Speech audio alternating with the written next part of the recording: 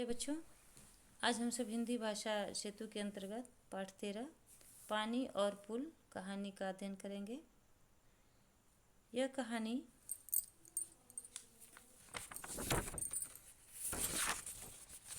प्रस्तुत कहानी डॉक्टर महेश सिंह द्वारा लिखा हुआ है।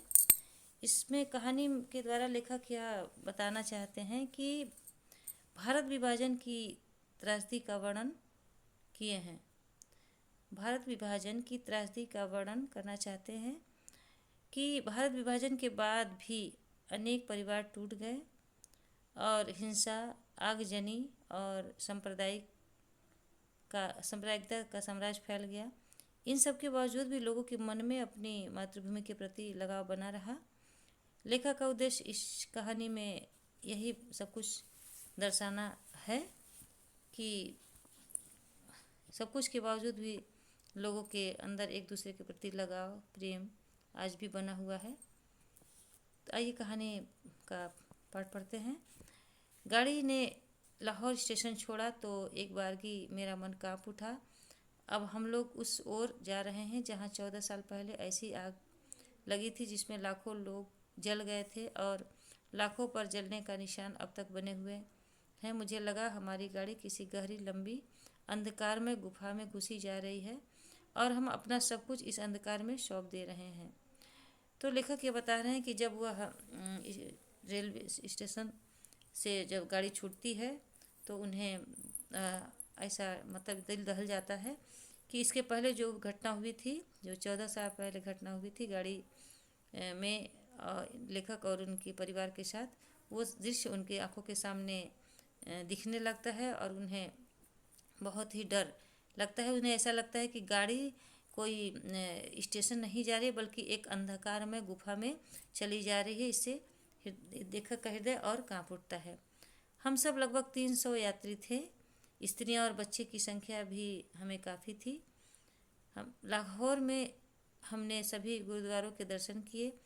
वहाँ हमें जैसा स्वागत मिला उससे आगे अब पंजे साहब की यात्रा में किसी प्रकार का अनिष्ट घट सकता है ऐसी संभावना तो नहीं थी, परंतु मनुष्य के अंदर का पशु कब जाग उठे कौन जानता है। यहाँ लेखक बताते हैं कि जब वहाँ पहुँचते हैं तो लाहौर में उन्हें और परिवार के सभी जितने भी सदस्य थे, जिनकी संख्या कम से कम काफ़ी थी, 300 से ज़्यादा यात्री थे, और उन्हें लाहौर के गुरुद्वारे के दर्शन किए। वहाँ उनका तो स्वागत सम्मान तो हुआ, फिर भी उनके मन में यह भय था कि कहीं मनुष्य के अंदर कब पशु प्रवृत्ति जाग उठे। इससे उन्हें हमेशा डर पर डर बना रहता था। यही सोचते सोचते मैंने माँ की ओर देखा। लेखक यही सोच रहे थे और वो एक बार माँ की तरफ देखते हैं कि माँ का क्या भाव विचार बनता है। हथेली पर मुँह टिकाए, कोहनी को खिड़की का सहारा दिए, वे निरंतर बाहर की ओर देख रही थी। उनकी माँ कोहनी को खिड़की के पास रखकर और बाहर खिड़की के बाहर देखी जा रही थी। खेत कट चुके थे, दूर दूर तक सपाट धरती दिखाई दे रही थी। मुझे लगा माँ की आंखों में से उतरकर यह सपासट उनके मन में पूरी तरह छा गया है। फिर मैंने अपने डिब्बे के दूसरे यात्रियों की तरफ देखा।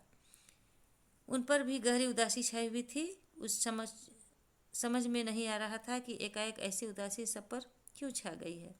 मतलब लेखक यह नहीं समझ पा रहे थे कि अभी तक तो सब टूर के उद्देश्य से खुश थे, लेकिन अचानक सबके मन में यह जो क्षेत्र आया, वहाँ अचानक सभी के मन में ऐसी उदासी कैसे छा गई, क्यों ऐसा सबका चेहरा उदास हो गया।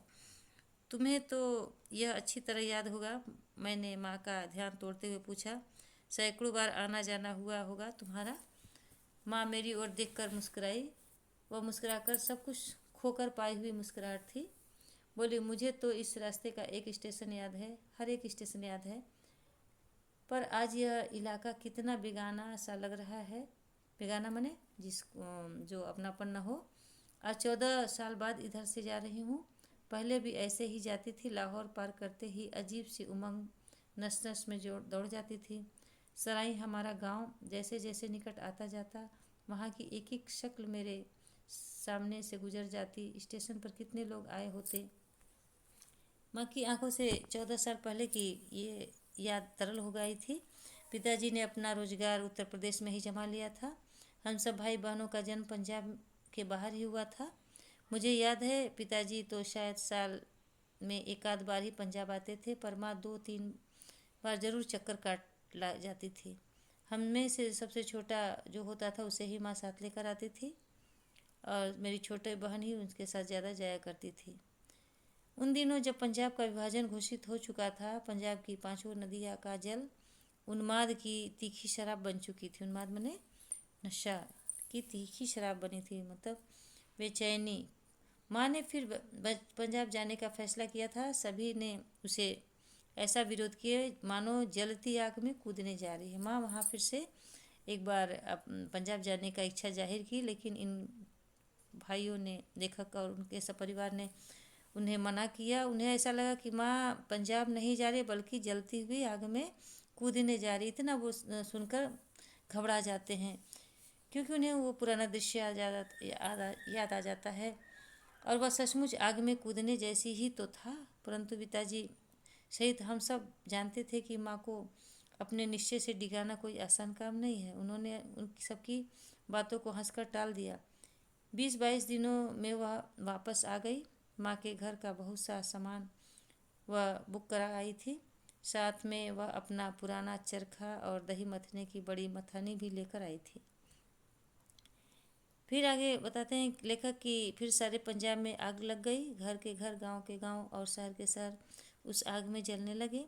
आग रुकी तो लगा पेशावर तक सपाट फैली हुई जमीन अमृतसर और लाहौर के बीच से फट गई है, और उस पार का फटा हुआ हिस्सा बीच में गहरी खाई छोड़कर न जाने कितना उधर खिसक गया है।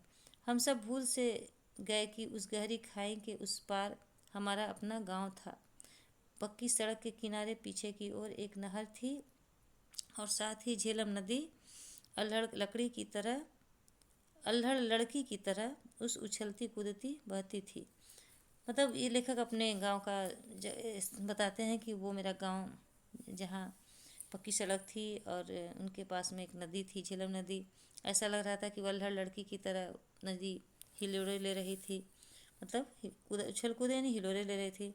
आज मैं माँ के साथ उस खाई पार से गुजरकर उस प्रदेश की ओर जा रहा हूँ जो कल कितना अपना था, आज कितना पराया लग रहा है।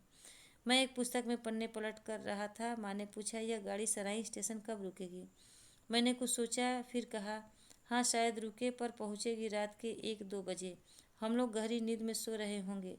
स्टेशन कब आकर निकल जाएगा पता ही नहीं चलेगा।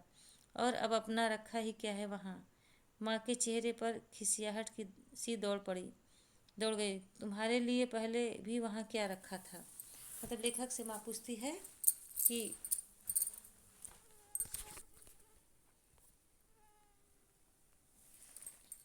तुम्हारे ये स्टेशन सराय कब रुकेगी? तो लेखक कहते हैं कि वहाँ रात में ही रुकेगी, जब हम लोग सो चुके होंगे। लेकिन कहते हैं कि ठीक है, उससे क्या लेना देना है, हमें उससे क्या लेना है। तो माँ का चेहरा गुस्सा हो जाता है, खिसिया जाती है, और कहती कि हाँ पहले भी तुम्हें वहाँ क्या ज़रूरत है, क्या रखा था। मेरी बात से माँ को चोट पहुँची थी। बिना और कुछ बोले मैं सिर झुकाकर अपनी पुस्तक के पन्नों में उलझ गया। इन्हें पुस्तक का पन्ना पढ़ने लगा। धीरे धीरे अंधेरा छाने लगा।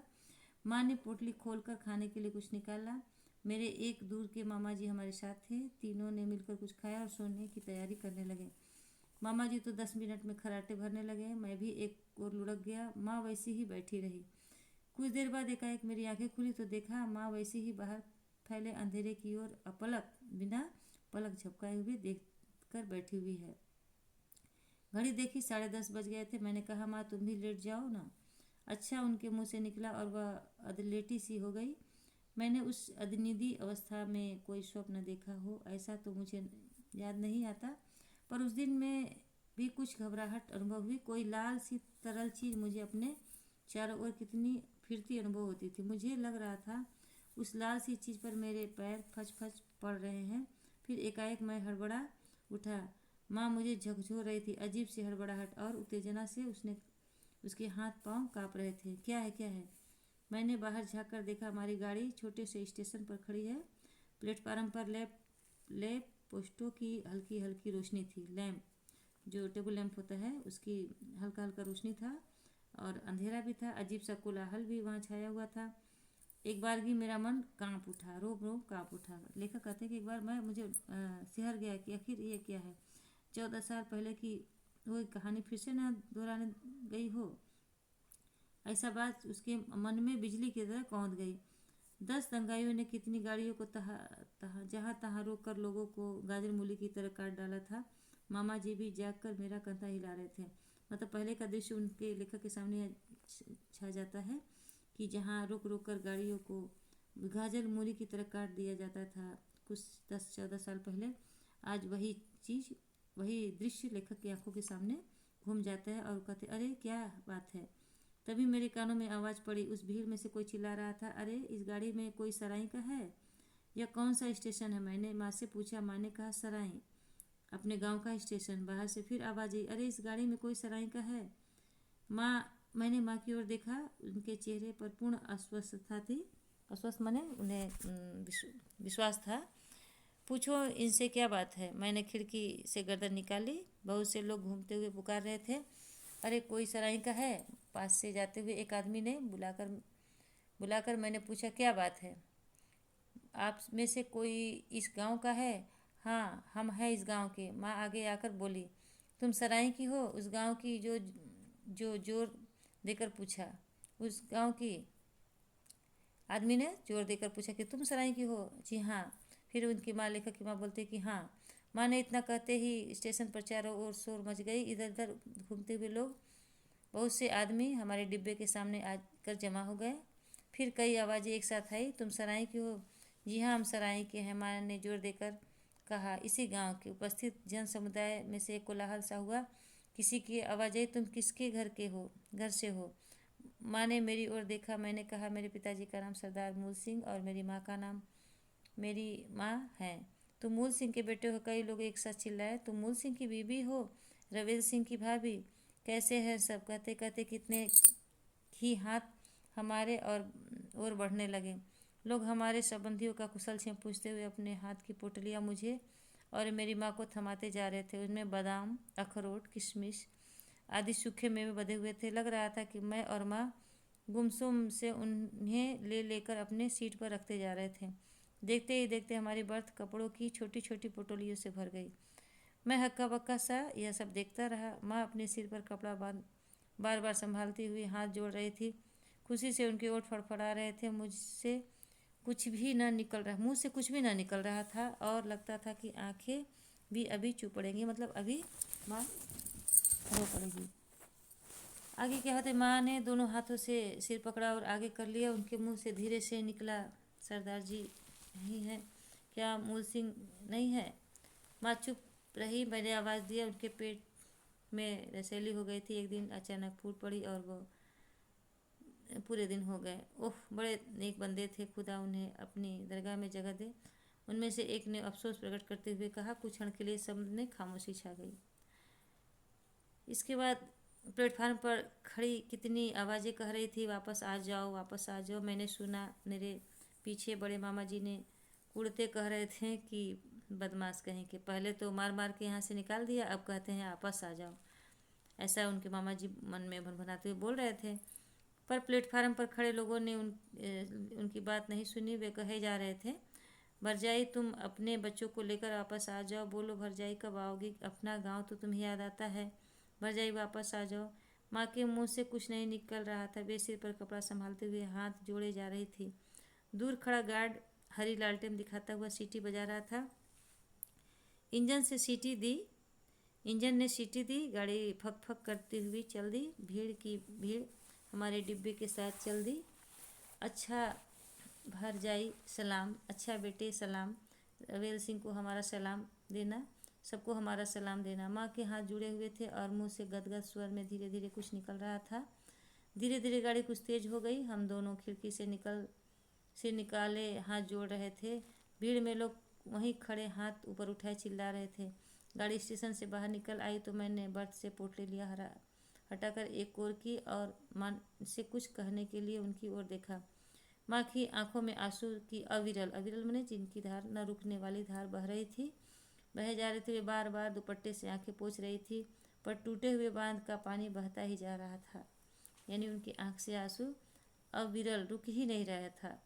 हमारी गाड़ी झेलम के पुल पर आ गई थी। रात्रि की उस नीरवता में खड़क खड़क की तेज आवाज़ आ रही थी। नीरवता मने शब्द रहित, बिना आवाज़ किए।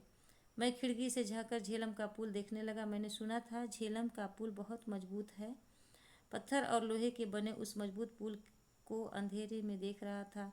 मेरी दृष्टि उस नीचे की ओर भी जा रही थी, जहाँ गुप्त अंधेरा था। मैं जानता था कि वहाँ पानी है, झेलम नदी का कलकल करता हुआ स्वच्छ और निर्मल पानी, जो उस पत्थर और लोहे के बने पुल के नीचे से बह रहा है।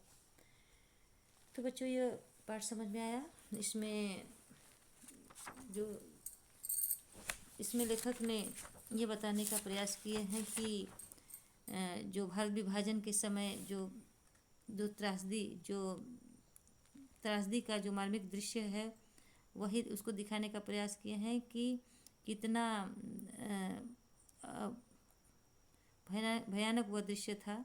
जब भारत विभाजन हुआ था तो वहाँ पंजाब के लोगों के द्वारा फिर भी वहाँ जाने के बाद उनको कितना प्रेम और कितना लगाव मिलता है। यह चीज़ उनको यही बताने का प्रयास किया है कि परिवार टूट जाने के बाद भी, बंटवारे के बाद भी लोगों के मन में अपनी जन्मभूमि के प्रति कितना लगाव है। तो आइए विकल्पित प्रश्न देख लेते हैं। पानी और पुल कहानी का मूल कथ्य क्या है? मूल कथ्य है भारत विभाजन। प्रस्तुत कहानी के लेखक हैं महीप सिंह। तीसरा प्रश्न है, लेखक जिस ओर जा रहा था वहाँ 14 साल पहले क्या हुआ था? आग जनी, मतलब आग, भयानक आग। लेखक के साथ कौन कौन था? लेखक के साथ उनके माँ और उनकी मामा थी। लेखक के गांव के स्टेशन का क्या नाम था? लेखक के गांव के स्टेशन का नाम सराय था। छठवां प्रश्न, इस कहानी के लेखक के पिता का क्या नाम था? सरदार मूल सिंह। इस कहानी में किस नदी की चर्चा की गई है? तो इस कहानी में झेलम नदी की चर्चा की गई है। धन्यवाद।